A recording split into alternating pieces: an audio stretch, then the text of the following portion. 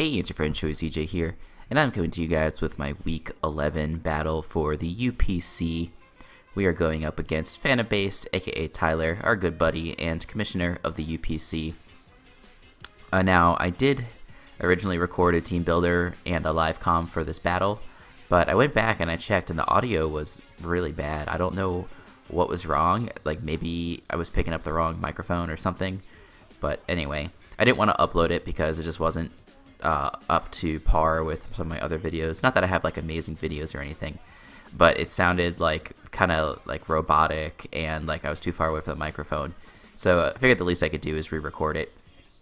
I don't have the original team anymore, so you guys are going to have to bear with me. I'm just going to go through it. I do at least have the footage of myself going over the team, so I'm going to watch my team builder as I tell you guys my team builder. But before we get into that, just a rundown of the playoff scenario. This is a few days late going up, so if any of those battles had been uploaded, there should have been opportunity to watch them by now. And if not, you can go watch them. The match between Aiden and Narth Vader was pretty critical, and so I'm about to spoil that for you guys. If Aiden wins and we lose, depending upon the differentials in the two games, we have the opportunity to lose our playoff spot, and Aiden has the opportunity to take that spot. However, we were lucky enough to observe a loss from Aiden.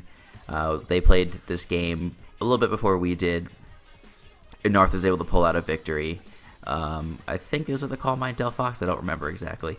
That might have been a different week. It's hard to keep things straight. No, I don't think that was it. There was some crit. I don't know. I don't remember exactly. It doesn't matter. Narth won, Aiden lost, so we're actually guaranteed a playoff spot here.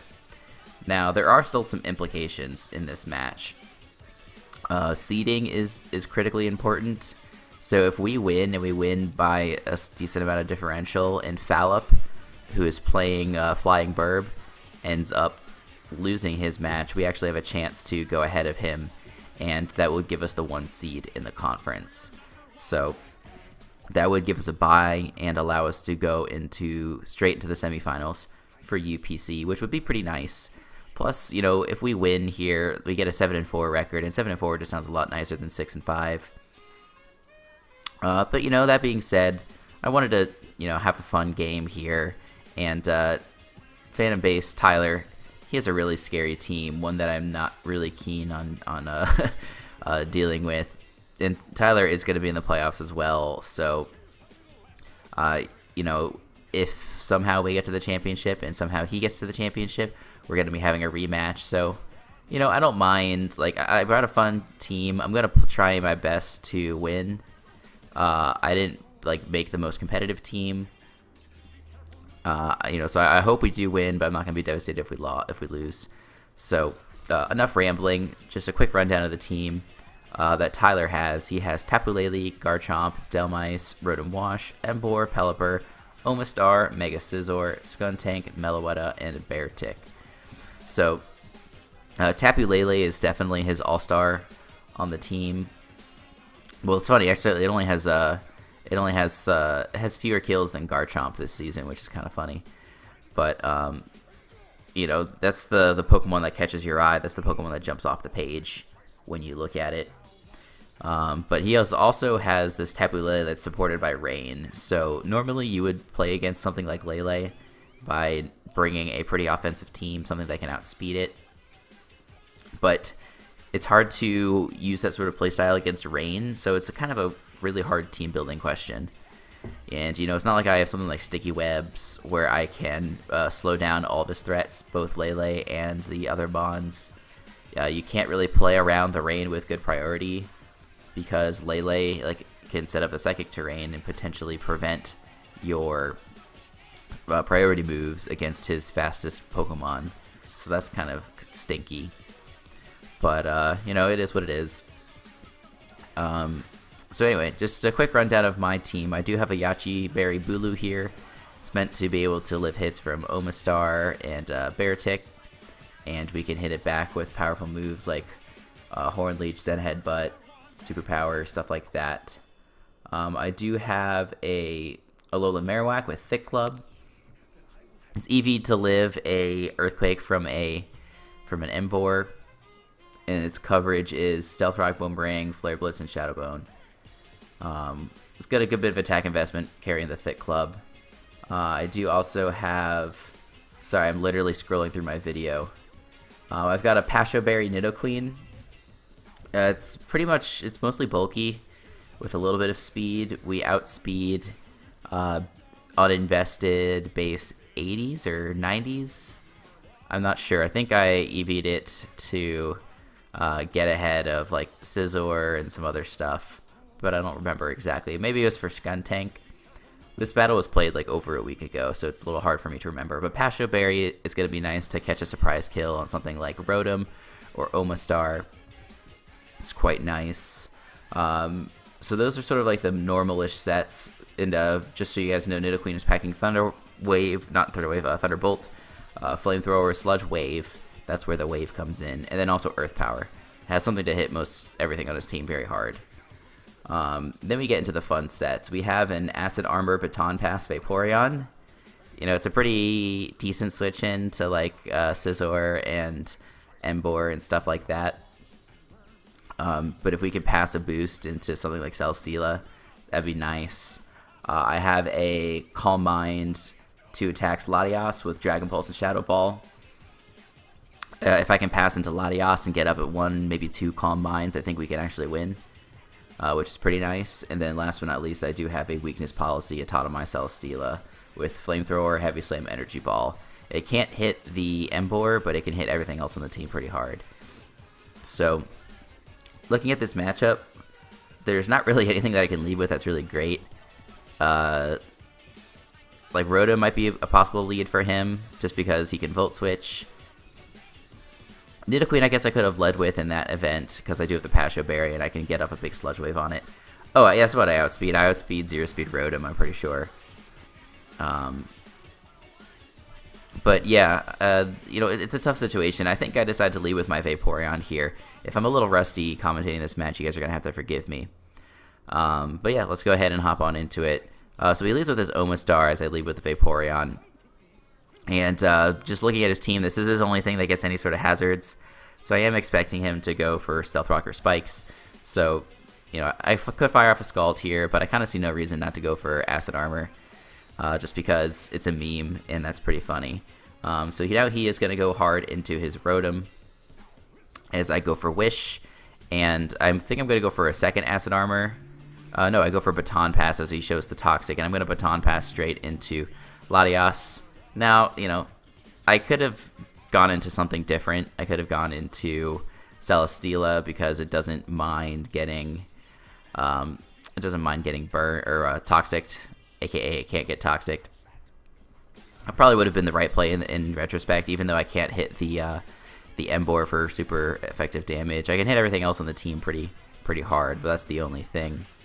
But I decided to go to Latias just because that's kind of what I was married to before the match, and my brain just didn't really process that this Rotom had just gone for Toxic. If it had Will-O-Wisp instead, this Lati would have been an awesome position. But we get up to full HP, and we are just going to go for Calm Mind as he makes a smart play and goes for Toxic. So again, not really a brilliant play on our part, but you know, this Latias can still do some damage. We have a couple of turns where we can get stuff done. And he goes straight into Skuntank as I Calm Mind again. So now I'm +2, +2, +2, which is quite threatening. I'm going to go for Dragon Pulse here, and it gets a crit, which, you know, definitely unfortunate. I guess he was expecting me to switch out, you know, given that I'm toxic and everything. But, you know, Latias isn't really going to be able to come in and do anything after this. Like, this is the prime usefulness for Latias. He doesn't have anything on his team that outspeeds us, which is nice. And, yeah, we're just going to come in. We're going to get chipped by Stealth Rock if we come back in. We're not going to have our boosts, and we're not going to live for very long because we have Toxic. Or because we are Toxic. So I guess we could restub later. But right now I'm just going to try and kill this Skuntank. Because Celesteela actually can't break through this Skuntank all that easily either. So that's not so bad. And so I'm going to go for another Dragon Pulse here as he goes hard into Celesteela, into Tapu Lele. So this is kind of a crazy play because the way he brings this in, like I used to bring it in on the Dragon Pulse, but I haven't shown either of my last 2 moves. And so my fear is, okay, he's Scarf. And, you know, I kind of was just saying that I can just let this Latias go here. But, you know, I could roost up on the Rotom. I could roost up on Omastar.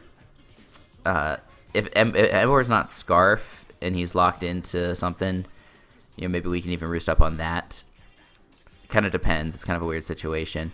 But I'm just thinking there's no way that this Lele could have, you know, would be coming in if it's not Scarf. With the Skuntank, I knew that it couldn't really threaten me, so I wasn't that worried about it. But now this Lele is really threatening me. So I'm like, okay. Like, Scarf doesn't make any sense because I have Celesteela. But just the way that he brought it in, that's what I'm really thinking. So we're going to go down to 22% here, and I am going to switch on out into my Celesteela as he doubles out and goes into his Skuntank. So I guess maybe he was trying to bait the Shadow Ball. And, you know, this either the Skuntank probably would have lived, to be honest. And, you know, I wasn't going to click Dragon Pulse there. And so that was a good play on his part. I still don't know exactly if he's Scarf. Well, no, I guess I do know now that he's not Scarf because my Latias outsped him. I don't know if I realized that in the battle or not, but that's definitely the case.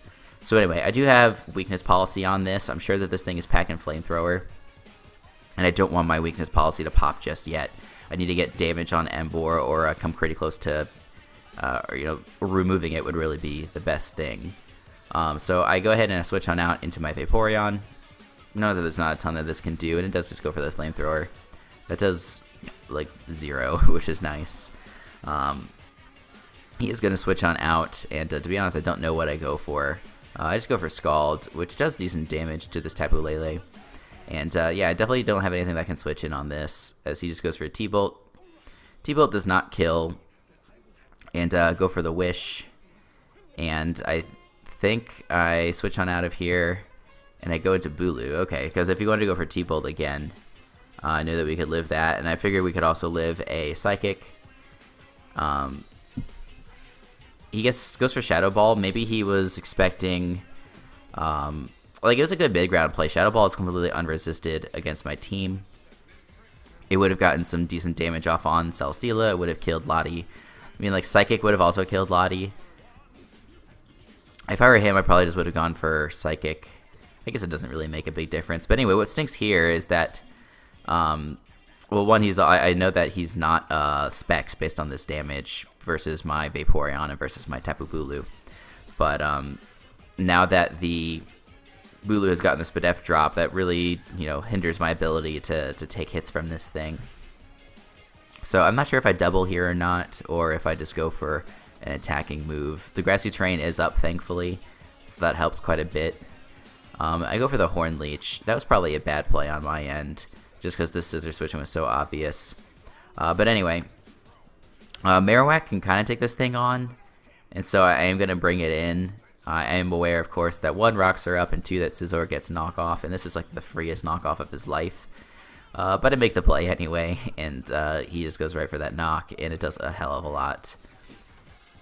And yeah, there's really nothing that I can do here. I go for rocks just on the off chance that something funny happens, and he does go for the U-turn, which is pretty funny. So I'm pretty happy to have up the rocks, just because it's going to continue to whittle down his team.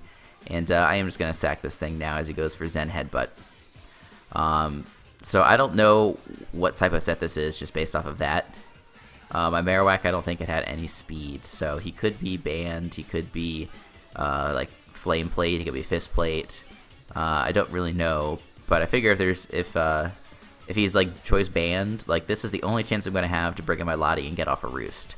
So I go into my Latias. It's at 9%, and he's Scarf. So all right, well there goes that plan. Maybe I could have saved it to try and roost on the Rotom, but it is what it is.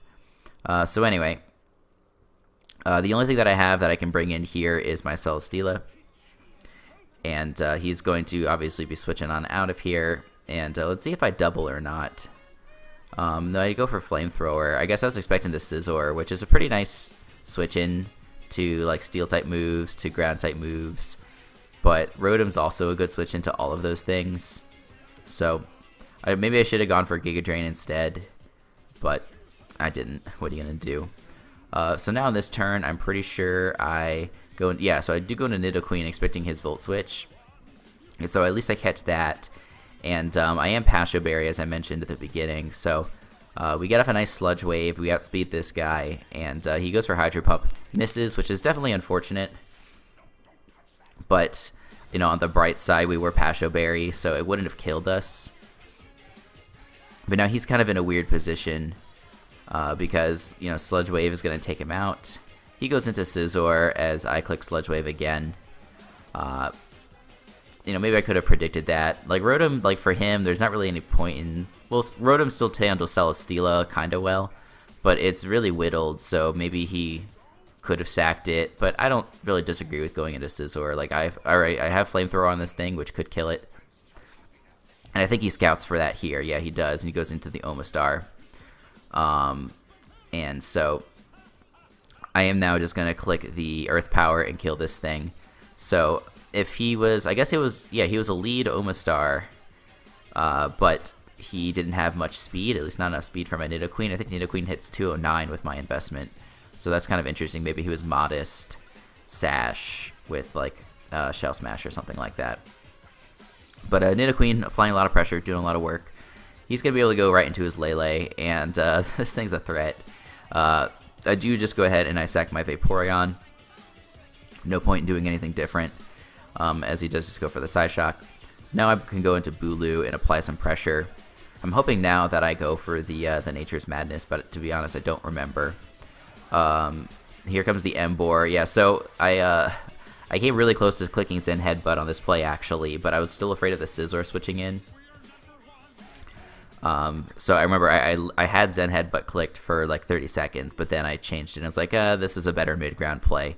And he goes right into Emboar, and that thing definitely would have died. So that sucks.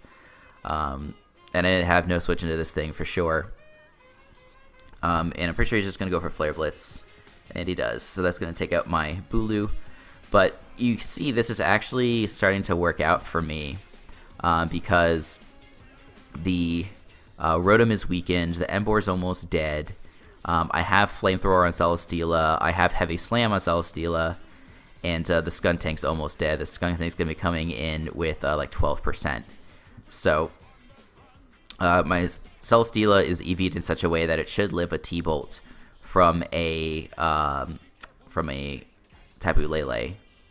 And then depending upon what kind of Scissor he is, he actually, I found out after the match, he didn't have Bullet Punch. So even if he put me down to like 4% or something on my Celesteela, he wouldn't have been able to revenge me with the Scizor. Like, it makes sense. Like, Bullet Punch on a Tapu Lele team, it would be kind of odd. But obviously, in this situation, it would have been pretty great. But, yeah, so if I could just get it with my Nidoqueen, which is at almost full health, this is where the miss sort of mattered on the Nidoqueen. With that Hydro Pump, like, he probably wouldn't put himself into KO. Like, he wouldn't KO himself with Recoil if he had gotten off that Hydro Pump. But I don't know. I haven't exactly calced it. So I am going to go Nidoqueen, and like I said, I'm at full health. Pretty sure I just go for Earth Power just in case, and we actually live.